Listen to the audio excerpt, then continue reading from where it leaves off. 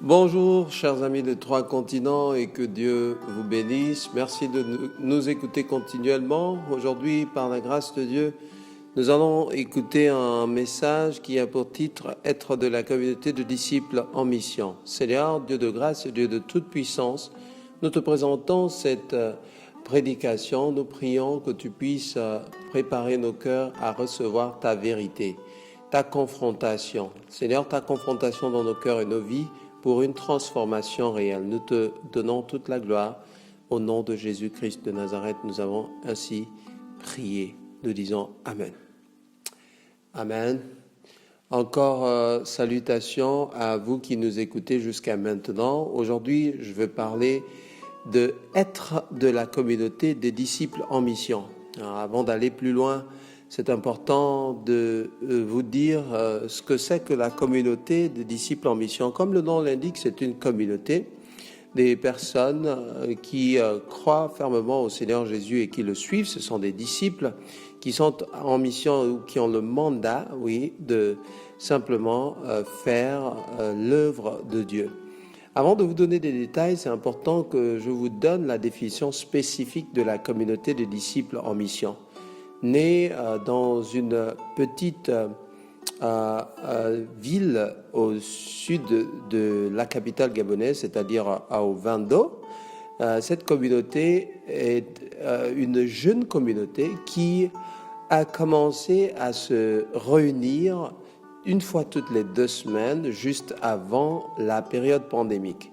Alors que par évangélisation, on est allé dans les campus universitaires, dans les endroits universitaires et dans les quartiers également, pour commencer à évangéliser, parce que le Seigneur a mis dans notre cœur un mandat, celui de parler de sa part à une classe estudiantine que nous croyons être le leadership de nos pays de demain.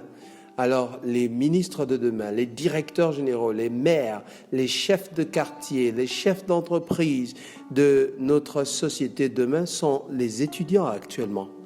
Et donc, qui pouvons-nous atteindre avec l'évangile qui est poignant, qui est puissant? C'est un jeune.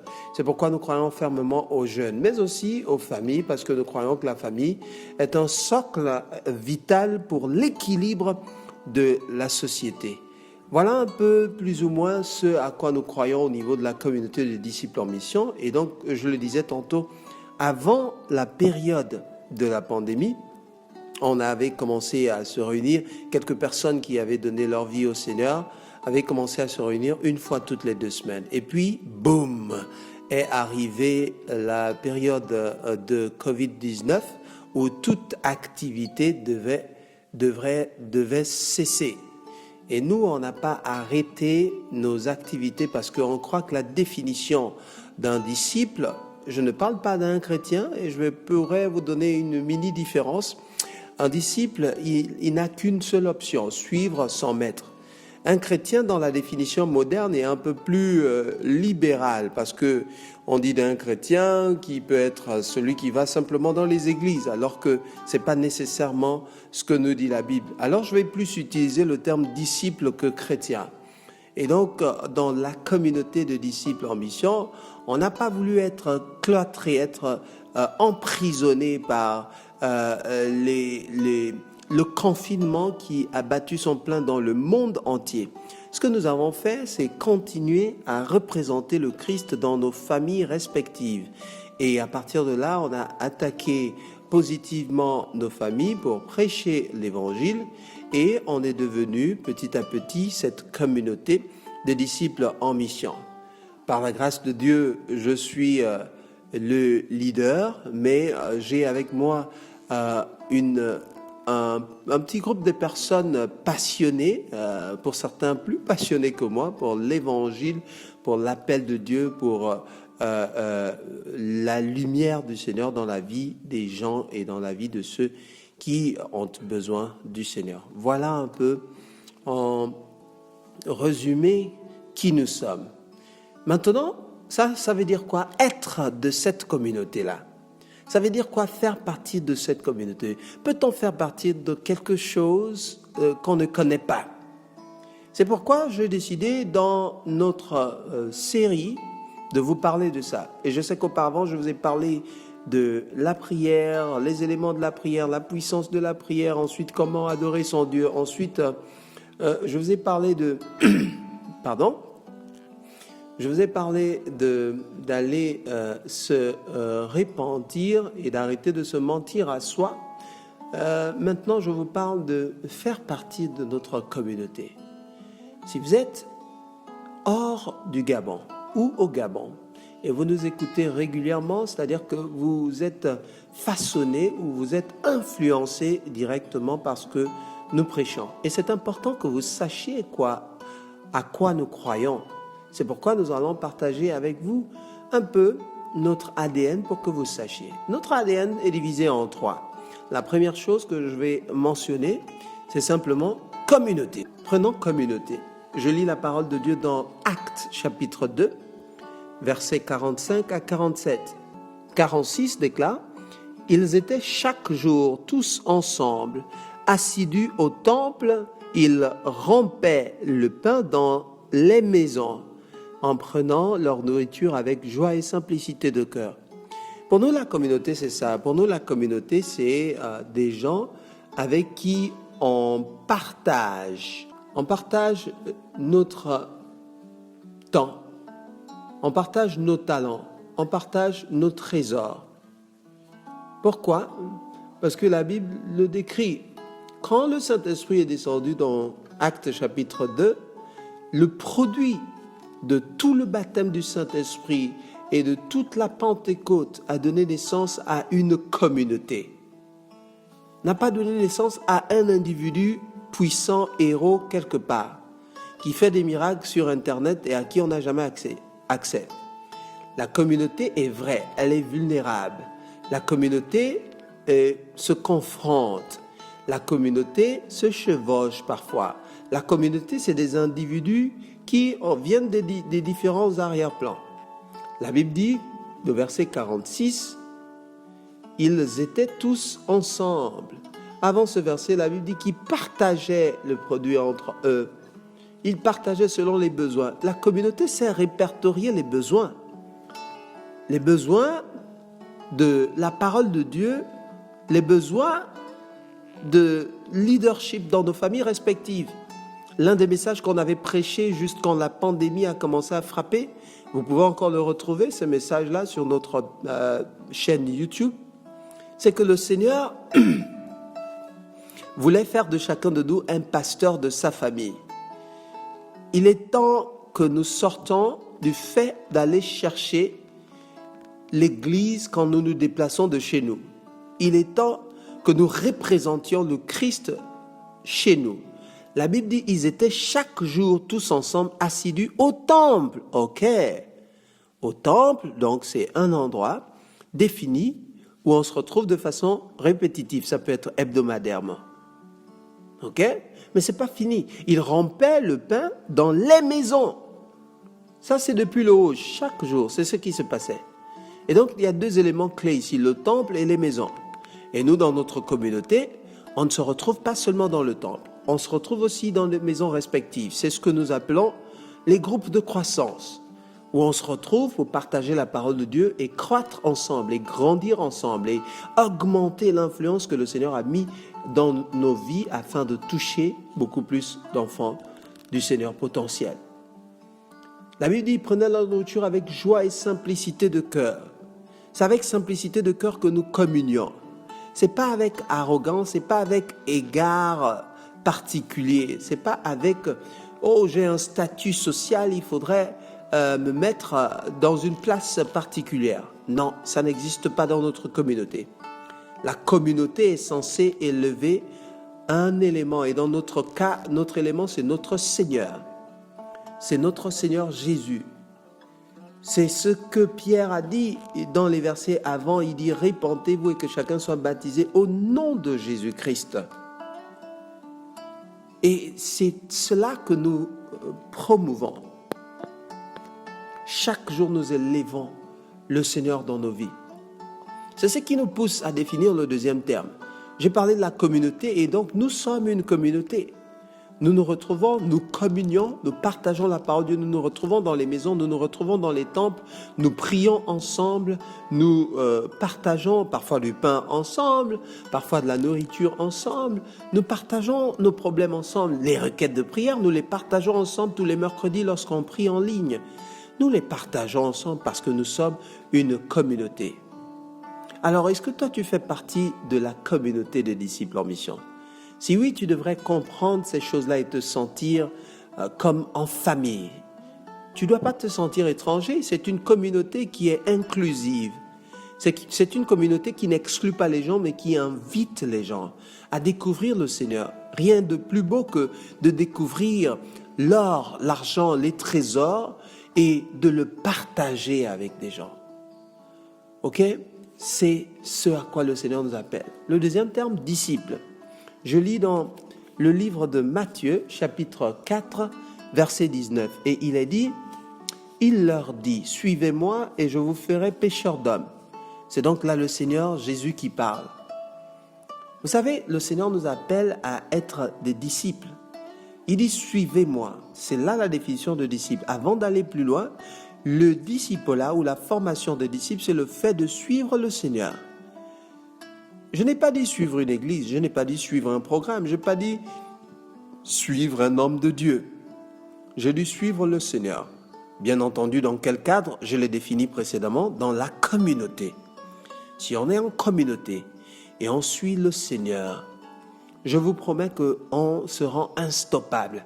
Il s'agit d'une communauté forte parce que la prochaine chose qui vient après, c'est ce que le Seigneur dit. Il dit suivez-moi, c'est ça le disciple. Avant d'aller plus loin, il dit, suis-moi. Est-ce que toi, tu suis le Seigneur? Ou bien toi, tu suis les tendances? Quand ça te plaît, tu dis merci Dieu.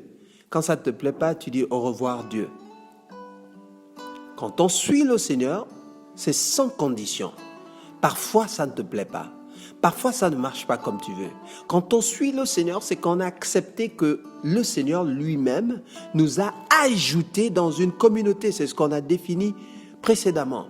C'est le Seigneur qui t'a ajouté dans cette communauté-là. Et si le Seigneur t'ajoute dans une communauté, tiens-toi bien, c'est lui que tu suis.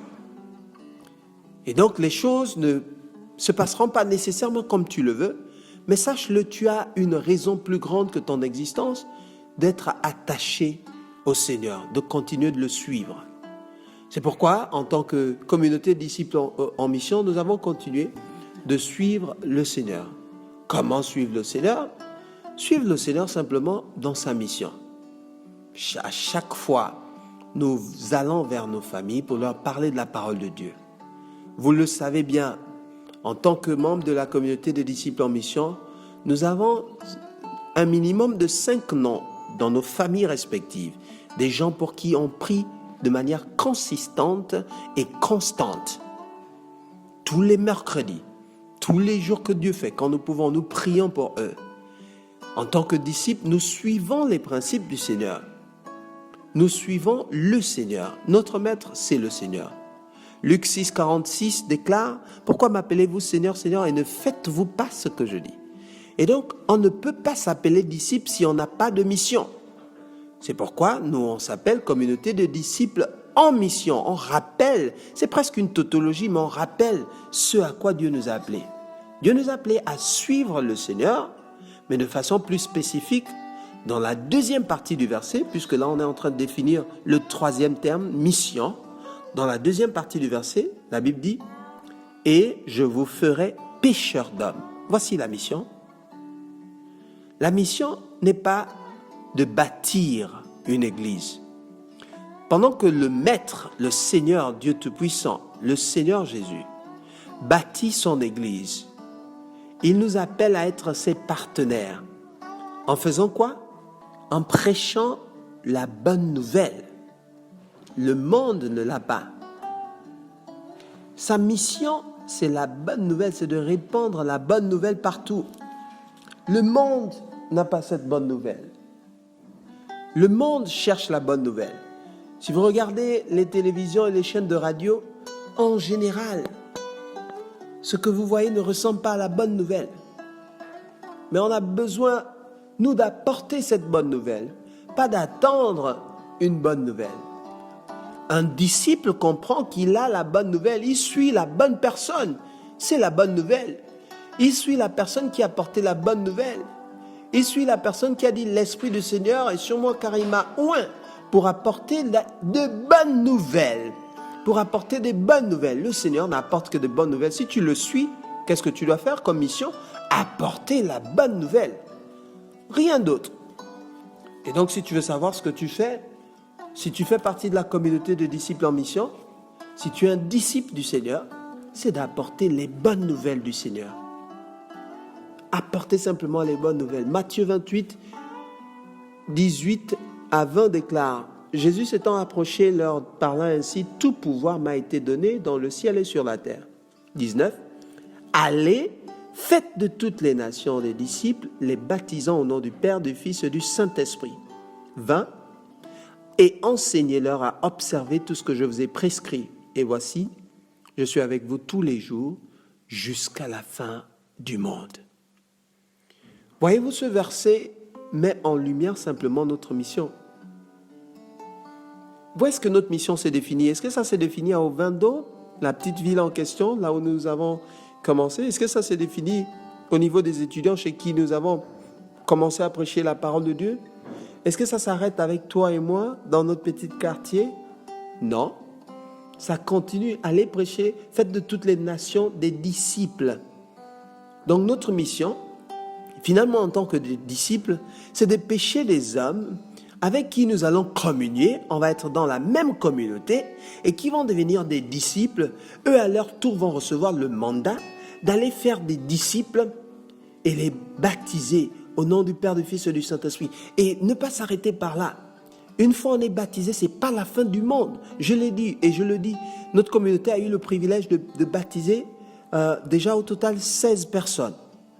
Et les baptêmes ont eu lieu de façon spécifique durant le temps de confinement. Pour nous, c'est une célébration parce qu'au milieu d'une période hostile, nous avons continué de prêcher l'évangile et baptiser les gens. Après les baptiser, la Bible dit « Enseignez-leur à observer tout ce que je vous ai prescrit. » Enseignez-leur. Un enseignant attend à ce que ses étudiants réussissent. Nous, quand nous enseignons aux gens à observer ce que le Christ a prescrit, nous voulons voir le changement dans la vie des gens. Notre communauté vise la croissance des disciples du Seigneur. Notre communauté croit à la croissance. Nous croyons à ce que tu grandisses. Nous ne croyons pas à un bébé enfant de Dieu, un éternel bébé enfant de Dieu, qui veut toujours être nourri, qui ne veut pas comprendre ni aller vers la mission du Seigneur. C'est pourquoi, dans notre communauté, le déplacement fait partie de notre ADN. La Bible dit « allez, allez », quel que soit ce que « aller » veut dire. Que tu ailles auprès de ton voisin, que tu ailles vers ta tante, que tu ailles dans ton foyer, dans ta maison, que tu ailles auprès de ton frère, ta soeur. Nous avons la responsabilité dans notre société naturelle et spirituelle. Vous savez, chaque individu représente une cellule familiale. Et nous, dans notre famille spirituelle, nous avons une souche, un ADN. Notre ADN, c'est de 1. Demeurer dans notre communauté, donc dans la famille spirituelle. 2. Demeurer dans la parole. La parole, c'est la parole qui nous transforme chaque jour et fait de nous des disciples pleins de vitalité et de croissance. Et demeurer dans la prière. La prière, c'est la prière qui dégage les missions de l'ennemi autour de nous et qui font avancer. Les prières font avancer la mission du Seigneur. Quand vous comprenez ça, dans notre communauté, dans notre famille spirituelle, les gens savent ces 3 points-là. Ils demeurent toujours dans la parole, dans la prière, en famille. On demeure toujours dans la parole, dans la prière et en famille spirituelle. C'est ce qu'on répète chaque jour pour que vous compreniez ce à quoi le Seigneur vous a appelé. Alors, peut-on faire partie d'une communauté finalement sans qu'on ne connaisse ce à quoi on fait partie? Oui, ça peut exister. Tu es venu peut-être dans notre communauté, tu écoutes peut-être nos messages. Sache que notre appel, notre mission est de faire des disciples partout, prêcher l'évangile partout. Aujourd'hui, ce que nous célébrons le plus dans notre communauté, c'est des personnes qui découvrent le Seigneur. Vous savez, le monde est truffé de mauvaises nouvelles. Et donc, quand tu apportes l'évangile, l'évangile s'appelle la bonne nouvelle. Tu illumines les gens, tu apportes la lumière dans les ténèbres dont font face les gens chaque jour. Tu ne connais pas la grandeur de ce miracle jusqu'à ce que le Seigneur te le révèle. Ça n'existe nulle part ailleurs. Allez vérifier. Ça n'existe nulle part ailleurs. Quand vous êtes fidèle, quand vous apportez la parole de Dieu dans la vie des gens, la transformation qui a lieu dans la vie des gens, je vous dis, c'est une bénédiction éternelle que vous avez en tant que disciple. Et donc, votre mission ne fait que commencer. Le fait de suivre le Seigneur ne fait que commencer. Alors, suivez le Seigneur, c'est votre appel d'être disciple. Communiez avec les frères et sœurs, donc soyez dans la communauté. Faites des disciples, c'est votre mission. Allez, faites de toutes les nations des disciples. Si tu m'entends, tu te dis, mais cher missionnaire, cette parole-là, est-ce que ce n'est pas seulement pour les pasteurs? Je veux te dire non. C'est d'abord pour les disciples. Ma question est, es-tu un disciple du Seigneur? C'est-à-dire, tu suis le Seigneur sans lui dire, Seigneur, moi je pense que là, moi j'attendais ça, c'est pas venu, donc moi je prends mes dispositions. C'est-à-dire suivre le Seigneur de façon inconditionnelle. Il y a des gens qui suivent le Seigneur de façon conditionnelle. Oui, mais moi je veux bien aller auprès des gens, mais le problème c'est que moi j'ai encore des problèmes. Tu n'auras jamais un jour où tu vas arriver à 0 problème. Ça n'existe pas. Jusqu'à ce que le sol est maudit, jusqu'à ce que le Seigneur revienne, il y aura toujours des problèmes sur la terre. Ça ne doit pas empêcher à ta mission d'avoir lieu. Tu es en mission. Va faire des disciples. Parle aux gens. Tu ne sais pas qui va t'écouter. Ton travail, ce n'est pas de choisir, c'est de parler. C'est d'aller, c'est de faire de toutes les nations des disciples. De suivre le Seigneur de façon inconditionnelle. Et c'est alors que le Seigneur te rassure de quelque chose. Il dit, et voici, je suis avec vous tous les jours jusqu'à la fin du monde. C'est-à-dire qu'au moins la Bible montre que le monde va finir jusqu'à la fin du monde. Est-ce que toi tu m'écoutes? Est-ce que tu sais que le monde va finir? Ne bâtis pas tout ton avenir seulement sur les choses de la terre. Le monde va finir. Le Seigneur te rassure qu'il sera avec toi tous les jours jusqu'à la fin du monde. Et ce qui est important, c'est qu'une fois le monde fini, c'est là que tu vas te retrouver avec lui face à face. Pour voir ce que tu prêchais. Pour expérimenter ce que tu annonçais pleinement. Ce que tu voyais partiellement, tu vas le voir pleinement. Et donc je t'encourage. Puisse Dieu te bénir à connaître notre communauté. Si vous avez davantage de questions sur notre communauté, la communauté de disciples en mission, vous pouvez toujours nous les poser et nous allons vous répondre. Nous sommes la communauté des disciples en mission. Est-ce que tu es de la communauté des disciples en mission? C'est une communauté inclusive, nous t'invitons. Pas parce que nous voulons rendre ce nom-là fort, communauté des disciples en mission, mais parce que nous sommes occupés à faire la mission du Seigneur. Ce n'est pas notre mission. Alors nous t'invitons à faire partie de cette communauté et ensemble, faisons avancer la mission du Seigneur. En ce faisant, le Seigneur est fidèle, il sera toujours avec toi. Tu as des frayeurs, il sera avec toi. Je ne sais pas ce qui te manque, il sera avec toi. Mais tu ne viens pas pour ça, de manière inconditionnelle, tu suis sa mission. Que Dieu te bénisse. Expérimente la mission du Seigneur cette semaine. Va vers quelqu'un, partage la parole de Dieu et tu vas voir comment tu transformes la journée de quelqu'un parce que tu lui aurais apporté la bonne nouvelle. Ce message n'est peut-être pas populaire, mais il est pour toi. Dieu te bénisse.